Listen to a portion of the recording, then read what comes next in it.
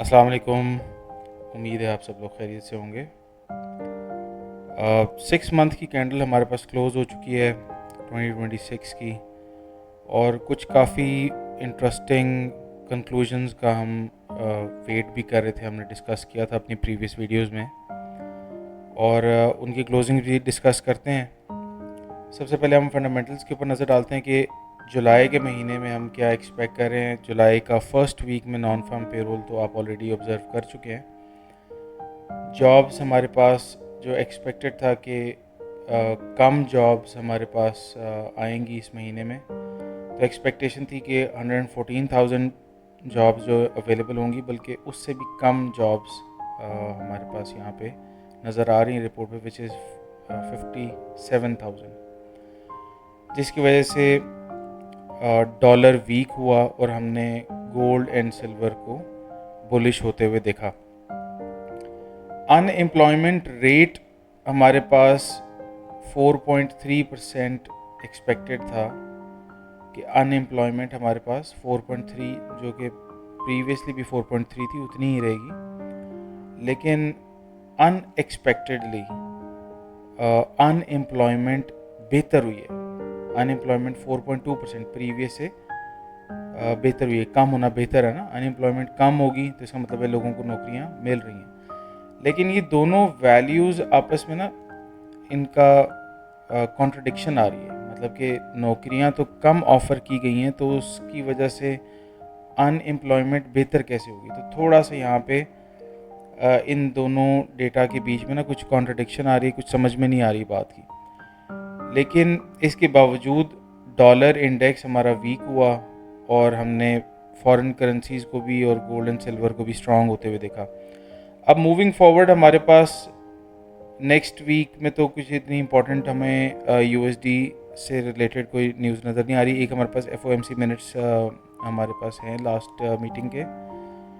उसके बाद हमारे पास सीपीआई एंड पीपीआई आ जाएगा मिड ऑफ द जुलाई, और उसके बाद एंड ऑफ द जुलाई हमारे पास important FOMC statement and FOMC press conference और फेडरल फंड रेट, ये हमारे पास इम्पोर्टेंट जो है वो न्यूज़ इवेंट आ रहा है। तो हम देखेंगे इन रिपोर्ट्स को भी देखेंगे, उसकी ऊपर फर्दर इंशाल्लाह ताला हम एक एनालिसिस अपना दे देंगे। डिस्कस करते हैं अब हम बीटीसी को। बीटीसी ने मंथली टाइम फ्रेम के ऊपर हमने ऑलरेडी डिस्कस किया था कि एक इम्पॉर्टेंट फेयर वैल्यू गैप जो हमारे पास एक सपोर्ट के तौर पे बिहेव कर रहा था, मार्केट ने इस फेयर वैल्यू गैप को ना सिर्फ ब्रेक किया, बल्कि यहाँ पर एक change in state of delivery, यानी कि एक बेरिश ऑर्डर ब्लॉक हमारे पास यहाँ पे हमें क्रिएट करता हुआ मार्केट नज़र आई है। तो ये बेरिश ऑर्डर ब्लॉक हमारे पास बेरिशनेस की फॉर द टाइम बिंग निशानी तो है, लेकिन मार्केट जिस एरिया में ट्रेड हो रही है वो एक इम्पॉर्टेंट एरिया भी है, बिकॉज यहाँ पर एक इम्पॉर्टेंट बुलिश ऑर्डर ब्लॉक भी मौजूद है। अब इस बुलिश ऑर्डर ब्लॉक से हमारी एक्सपेक्टेशन क्या है कि मार्केट इस सपोर्ट एंड रेजिस्टेंस के बीच में कुछ टाइम स्पेंड कर सकती है। अगर मार्केट इस रेजिस्टेंस एरिया को ब्रेक करने में कामयाब हो जाती है, तो हम फर्दर फिर अपने पास जिन लेवल्स को मॉनिटर करेंगे वो है वीकली टाइम फ्रेम के रेजिस्टेंस एरियाज़, या 2 वीक टाइम फ्रेम के रेजिस्टेंस एरियाज़, जो कि हमारे पास सेम एरिया है ऑलमोस्ट। जैसे कि हमारे पास मंथली फेयर वैल्यू गैप एक सपोर्ट बना हुआ था, उसी तरह हमारे पास 2 वीक टाइम फ्रेम के ऊपर भी ये एरिया है जो कि सपोर्ट बना हुआ था। मार्केट ने इसको ब्रेक करने के बाद 2 वीक टाइम फ्रेम के ऊपर भी चेंज स्टेट ऑफ डिलीवरी दे दी है। तो हम ऑब्जर्व करेंगे, अगर मार्केट बीटीसी पे 89,000 से ऊपर हमें क्लोजिंग देती हुई नज़र आती है, तो फिर हम क्या एक्सपेक्ट करेंगे कि मंथली टाइम फ्रेम पे जो हमारे पास ये मार्केट ने बेरिश ऑर्डर ब्लॉक क्रिएट किया था, यही हमारे पास एक बुलिश ब्रेकर के तौर पे भी बिहेव करता हमें नज़र आ सकता है। ठीक है। और अगर ये बेरिश ऑर्डर ब्लॉक मार्केट को होल्ड करता है और प्राइस 89,000 या 90,000 डॉलर्स तक बीटीसी की पहुंच नहीं पाती, और मार्केट 76,000 डॉलर से ही रिजेक्शन लेती है, तो फिर हम एक्सपेक्ट करेंगे कि मार्केट इस ऑर्डर ब्लॉक की लिक्विडिटी को भी स्वीप कर सकती है, पर्ज कर सकती है, और फिर हमारी नज़र इस कैंडल विक के मीन थ्रेशोल्ड पे, जो कि ऑलमोस्ट $45,000 का एरिया है, हम चाहेंगे कि मार्केट इस मीन थ्रेशोल्ड से ऊपर ट्रेड करे या मार्केट इसको स्वीप करके सपोर्ट लेती हुई हमें नज़र आए। तो फिर हम एक्सपेक्ट कर सकते हैं कि मार्केट हमारे पास इस फेयर वैल्यू गैप को सपोर्ट बनाते हुए फिर ये वाला ऑर्डर ब्लॉक वॉयलेट करके सपोर्ट बना सकती है। ठीक है, तो BTC के ऊपर तो हम फिलहाल ये ऑब्जर्व कर रहे हैं। इसके अलावा हमने गोल्ड एंड सिल्वर का रिलेशनशिप भी डिस्कस किया था, जहाँ पर हमने लास्ट टाइम ये एनालाइज किया था कि जब गोल्ड एंड सिल्वर अपने ऑल टाइम हाइज पे ट्रेड कर रहे थे 2011 में, तो उस वक्त गोल्ड एंड सिल्वर के रिलेशनशिप के चार्ट पर हमें एक ऑल टाइम लो मिला था, जो कि जिसकी रेशो थी ऑलमोस्ट 30, यानी कि 30 आउंसेस ऑफ सिल्वर के बदले 1 आउंस ऑफ गोल्ड जो था वो ख़रीदा जा सकता था। अभी गोल्ड एंड सिल्वर ने हमारे पास दोबारा ऑल टाइम हाइज क्रिएट किए, लेकिन हमारे पास ये 30 की जो रेशो है ये मार्केट अभी तक बीट नहीं कर पाई थी, और हमारे पास ऑलमोस्ट 40 मार्केट ने एक लो बनाया था। तो इसी दौरान हमने डिस्कस किया था कि हमारे पास इस चार्ट पर एक इम्पॉर्टेंट सपोर्ट एरिया है, जहाँ पर हमें ये फेयर वैल्यू गैप इन्वर्ट होता नज़र आ रहा है। तो हम ये चाह रहे थे कि मार्केट इस सपोर्ट एरिया को न्यूट्रलाइज करे। न्यूट्रलाइज करने से क्या मुराद है कि मार्केट इसको स्वीप भी करे, इसके ऊपर हमें क्लोजिंग दे दे। तो हमें 3 मंथ टाइम फ्रेम के ऊपर भी और 6 मंथ टाइम फ्रेम पे भी, दोनों टाइम फ्रेम्स के ऊपर हमें ये एरिया न्यूट्रलाइज होता हुआ नज़र आ गया है। तो नियर फ्यूचर के अंदर ये एक्सपेक्ट कर सकते हैं कि मार्केट हमारा previous low and all time low जो 30 का बना हुआ है, मार्केट इसको टारगेट कर सकती है। तो इस चार्ट के ऊपर मार्केट लिक्विडिटी लोअर साइड पे या सेल साइड लिक्विडिटी पर्ज करने के लिए हमें गोल्ड एंड सिल्वर पे मार्केट की बुलिशनेस जो है वो देखनी है। और बुलिशनेस की निशानी हमें अब कैसे नज़र आ सकती है? गोल्ड के चार्ट को अगर हम मंथली टाइम फ्रेम के ऊपर स्टडी करें तो हम यहाँ पर एनालाइज कर सकते हैं कि मार्केट ने हमारे पास ऑलरेडी मंथली टाइम फ्रेम पे जो ये बुलिश फेयर वाली गैप क्रिएट किया है। मार्केट अगर इस बुलिश फेयर वाली गैप से हमें ऊपर ट्रेड करती हुई और जुलाई की क्लोजिंग इससे ऊपर देती हुई नज़र आ जाए, तो ये हमारे पास एक फर्स्ट इंडिकेशन होगा बुलिशनेस का। और सेकंड इंडिकेशन हमारा क्या हो सकता है कि मार्केट ने जो बेरिश फेयर वाली गैप अभी वैसे क्रिएट किया नहीं है, बिकॉज जुलाई का मंथ तो हमारे पास अभी इन प्रोग्रेस है। तो अगर मार्केट ये वाला फेयर वाली गैप जुलाई में क्रिएट नहीं करती और ये कम्प्लीटली फिल कर देती है, यानी कि 45,000 तक मार्केट ट्रेड कर जाती है, तो ये हमारे लिए इंतहाई एक बुलिश न्यूज़ हो सकती है गोल्ड के लिए। और सिमिलरली अगर हम सिल्वर के ऊपर भी देखें तो सिल्वर के मंथली चार्ट पर भी हमें एक बुलिश फेयर वाली गैप मार्केट में ट्रेड करती हुई नज़र आ रही है।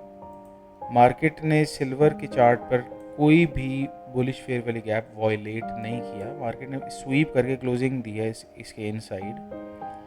तो हम एक्सपेक्ट कर सकते हैं कि अगर मार्केट मंथली टाइम फ्रेम के ऊपर इस सपोर्ट एरिया से सपोर्ट लेना चाह रही है या इसको वॉयलेट नहीं करना चाह रही, तो फिर हमें सिल्वर की जो क्लोजिंग है वो 71.201 से ऊपर हमें मार्केट अगर अगस्त में या जुलाई में ऊपर क्लोजिंग देती हुई नज़र आ जाती है, तो this can be a bullish news for silver. और जब सिल्वर एंड गोल्ड अपने बुलिश PDA रेज को सपोर्ट बनाते हुए नज़र आएंगे, तो ही हम गोल्ड एंड सिल्वर के रिलेशनशिप के चार्ट के ऊपर लोअर लोज बनता हुआ देख सकेंगे।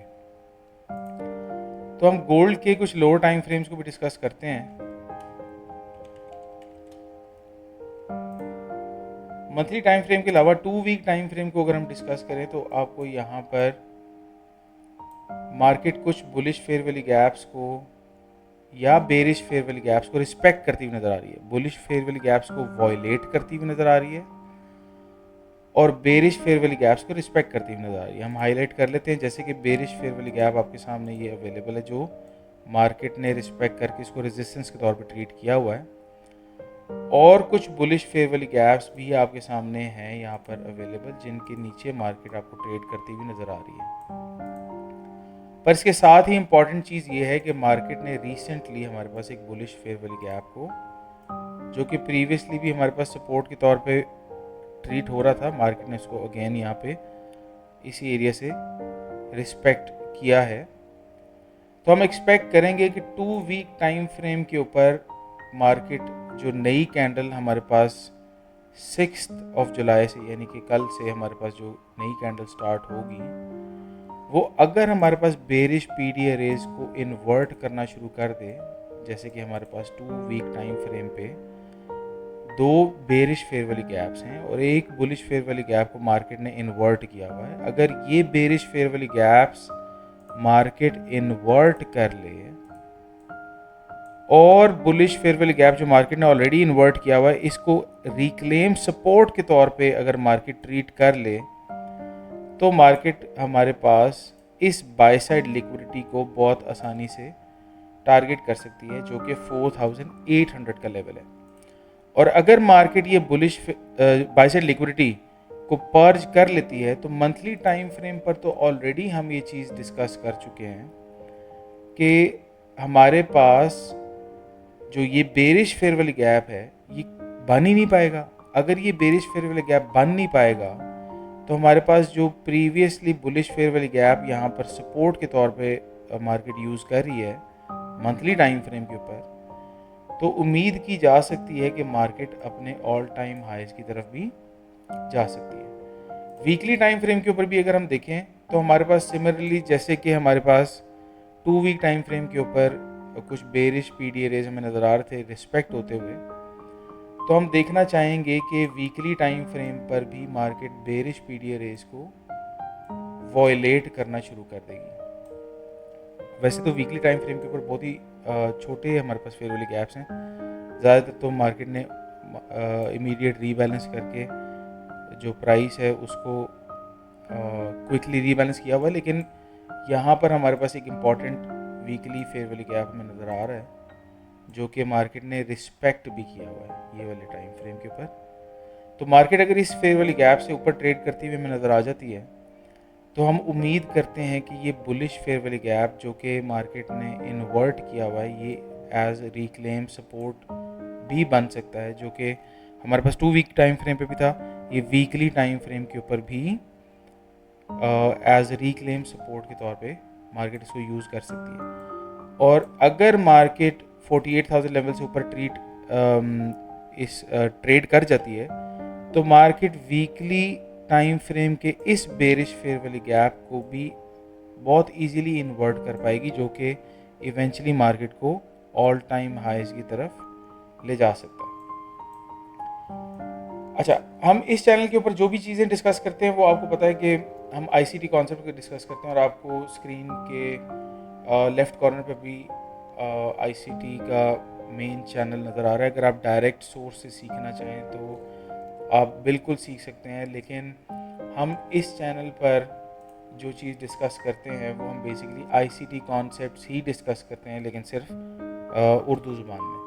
तो अगर आप इन कॉन्सेप्ट्स को सीखना चाहें तो आप चैनल को सब्सक्राइब कर लीजिए।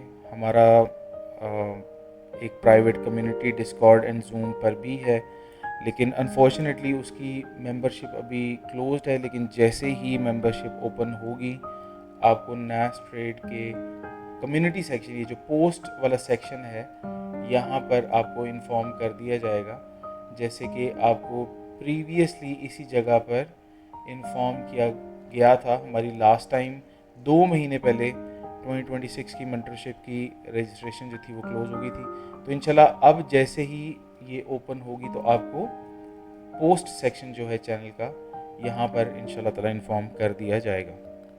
तो उम्मीद है कि हमने जो हायर टाइम फ्रेम की जो डिस्कशन यहाँ पर अभी की है, आपको उससे काफ़ी फ़ायदा हुआ होगा।